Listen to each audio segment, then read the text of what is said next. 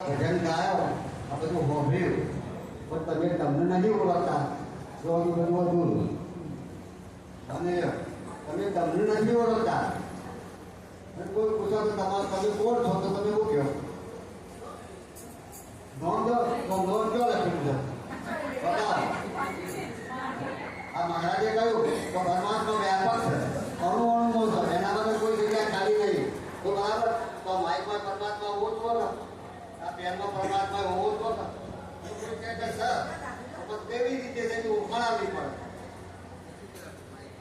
આજે તમે ભજનમાં ગાવાથી આ બેસવાથી નાચવાથી કૂદવાથી કોઈ હાથમાં આવવાનું નહીં મૂકી જોઈએ કાદે મૂકી જોઈએ તો આવે કાદે વાળો એ આ બધું કાદેમાં જણવાનું પણ તમે તમને ઓળખી લો તમારા સ્વરૂપની પ્રાપ્તિ કરી લો હું ચોથી આવ્યો મારે ક્યાં જવાનું મારું શું સ્વરૂપ છે એની ઓળખાણ કરી લો અને ઓળખાણ સંતોષ કરાય છે તમે કૃષ્ણ નહીં આવે તો રોમા નહીં આવે કોઈ નહીં આવે અત્યારે આ દીકતા જાતા આ મહાપુરુષો છે ને એમના સાથે ઓળખાણ કરી લો અને એ જ ઓળખાણ કરાવશે આ તમે બધા ફર કરો છો ને આ બધું આ એક જ જોડો તમે એટલે તમે જેને માનતા હોય બધા એક જ છો તમે બરાબર તમે એક જ માનો પણ એ તમે એને જ નથી ઓળખતા તમે તમને નથી ઓળખતા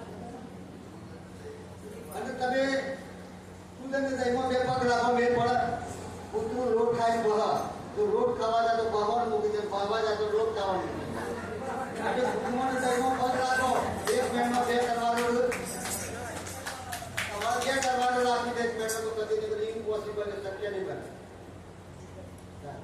અને ગરીબમાં માતાજીને પૂછવું છે ગરીબમાં ફળોની માને પૂછવા છે ગરીબમાં ભગવાનને પૂછવા છે ગરીબમાં બ્રહ્માંડ વિષ્ણુ પૂછવા છે અત્યારે મહાદેવને પૂછવા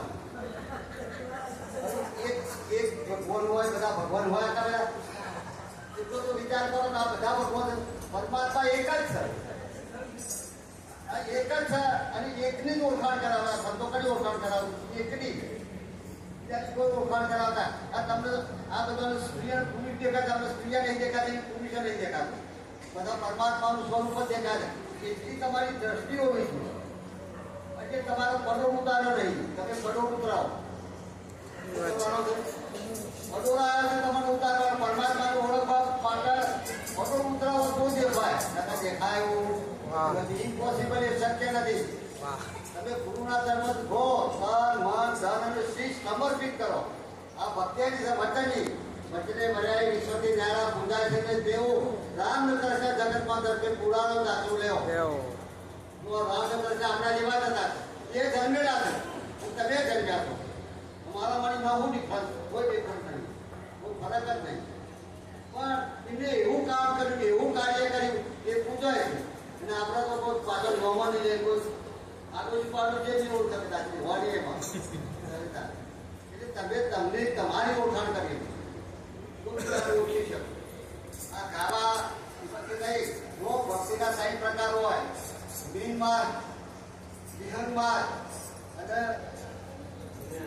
જ્ઞાન માર્ગ હજી એક રહી જાય એ માર્ગ છે તો એવી ભક્તિ કરો છો તમે બધા એવી ભક્તિ કરો છો બિન માર્ગ જેવી માછલીના માર્ગ જેવી ના માર્ગ જેવી આ ભક્તિ છે ને એ અધૂરી છે પોણી આવે ને તો માછલી ના થઈ શકે અને પાડ આવે તો એ ના થઈ શકે કીડીએ ના થઈ શકે પણ જે પક્ષી છે ને વિહંગ માર્ગ છે પક્ષીનું કોઈ નડે જંગલ ના નડે દરિયો ના નડે નદી ના નડે તમારો 50 માર્કનું મકાન હોય તો એ ના નડે એવી આ ભક્તિ માર્ગ છે અને એ માર્ગ આ સંતો બતાવે છે આ જનરેટર બધા હોય છે તમારે બીજા જોઈ જવાની જરૂર નથી પણ આપણે ઘેર બેઠા ભક્તિ કરી શકીએ ઇમ્પોસિબલ એ શક્ય નથી આ તો તમારા દુર્ગમાં દહીંમાં પગ રાખો એટલે બિલકુલ વનવે પકડો શું પકડવાનું વનવે કને કહેવાય ડાબી બાજુ જવાનું આ કોઈ ડાબી બાજુ જાય તો પેલો કોઈ સીધી ડાબી બાજુ આવો પેલો ક્રોસ થાય ના થાય એનો ક્રોસ ના થાય કોઈ એક્સિડન્ટ થાય you are going to for the one way it is not go to highway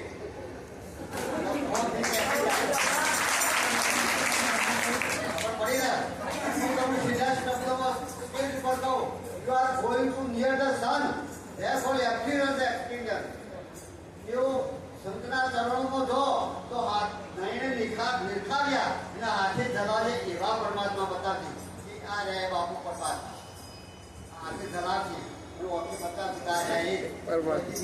આપવાની જરૂર નથી. નથી. પણ આપણે તો જો પરમાત્મા છઠ્ઠી માતાઓ, મેલથી માતાઓ, સવારી માતાઓ, અંબાજી માતાઓ, કેટલી માતાઓ હતા, તમે એક જ માતા છો. પરમાત્મા બ્રહ્મા વિષ્ણુમય હોય બતાવ્યા છે. આટલા શરીરમાં તમારા બ્રહ્મા વિષ્ણુમય હોય છે. એટલે જોઈ નહીં, આજુબાજુ જોઈ નહીં. God is not God is temple. ભગવાન મંદિર મહાદેવમાં નથી. This is a statue. એ પથરાની મૂર્તિ છે. તો આ સુધીમાં અમને કોઈ આ મૂળભૂત જવાબ આપો.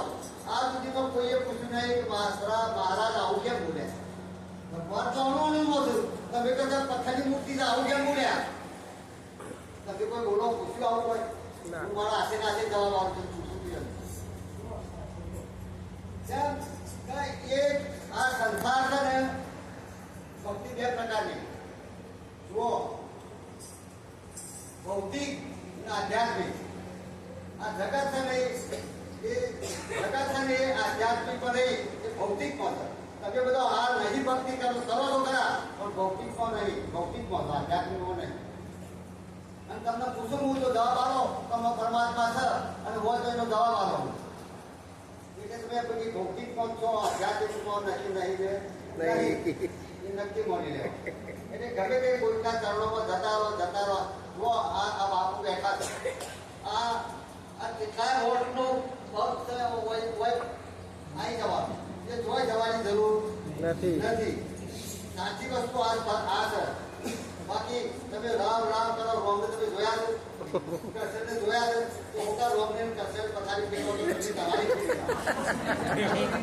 બીજાના પથારી પેલો તમારી